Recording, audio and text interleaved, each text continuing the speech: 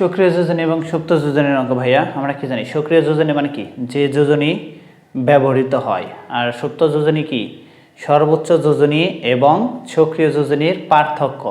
সর্বোচ্চ মানে কি ভাইয়া একটা মৌলের 3-4টা যোজনী আছে, কিছু কিছু মৌলের 3-4টা যোজনীও আছে, তাদের মধ্যে সবচেয়ে বড়টা এবং সক্রিয়টা। এখানে দেখো একটা বলছে সালফার ডাইঅক্সাইড মানে SO2 যৌগের এস এর মানে সালফারের সুপ্ত যোজনী কত, তাহলে সালফার বলছে সালফারের যোজনী কত কত এটা আমাদের আগে জানতে হবে ভাইয়া, কত 2 4 6।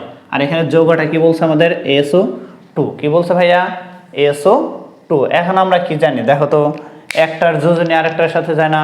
অক্সিজেনের যোজনী কত, অক্সিজেনের তো 2, অক্সিজেনের কত ভাইয়া যোজনী 2, অক্সিজেনের 2, কিন্তু এইখানে দেখো তো কত আছে 1। নিয়ম অনুসারে কি অক্সিজেনের যোজনী কার সাথে যাবে, অক্সিজেনের যোজনী যাওয়ার কথা কার সাথে ভাইয়া সালফারের সাথে, কিন্তু সালফার এখানে কত দিয়েছে 1, সালফার এখানে কত দিয়েছে কিন্তু 1 তো থাকার কথা না, আসলে এখানে কিছু পরমাণু বাদ দিছে, পরমাণু কি করছে কাটাকাটি করছে। খেয়াল করতো ভাইয়া আমি যদি অ্যাকুরেট সংকেতটা লিখি তাহলে অর যোজনী কত, অর যোজনী 2, তাহলে অর সাথে কত যাবে 2। আমরা স্থূল সংকেত আণবিক সংকেত তো শুনছি, তাহলে এটা হচ্ছে স্থূল সংকেত আকারে।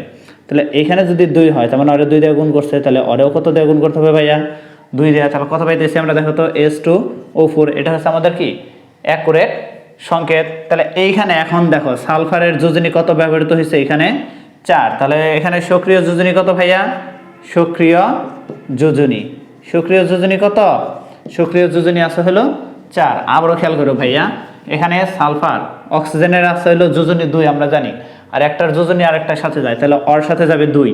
এখানে যদি 2 বানাই তাহলে এখানেও 2 দিয়ে কত দেয় 2 দিয়ে গুণ করতে হবে, তার মানে পাইতেছি আমরা H2O4। তার মানে এইটা হচ্ছে আমাদের সালফারের আর এইটা হচ্ছে অক্সিজেনের। তাহলে সালফারের আমি কত পাচ্ছি সক্রিয় যোজনী 4, আর সর্বোচ্চ কত ভাইয়া 6। তাহলে সুপ্ত কত হবে, সুপ্ত ইকুয়াল টু সর্বোচ্চ মাইনাস কি, সর্বোচ্চ মাইনাস সক্রিয়, সর্বোচ্চ মাইনাস কি ভাইয়া সক্রিয়। তার মানে 6 - 4 ইকুয়াল টু কত ভাইয়া 2, ইকুয়াল টু 2। তাহলে অ্যান্সার আমাদের 2।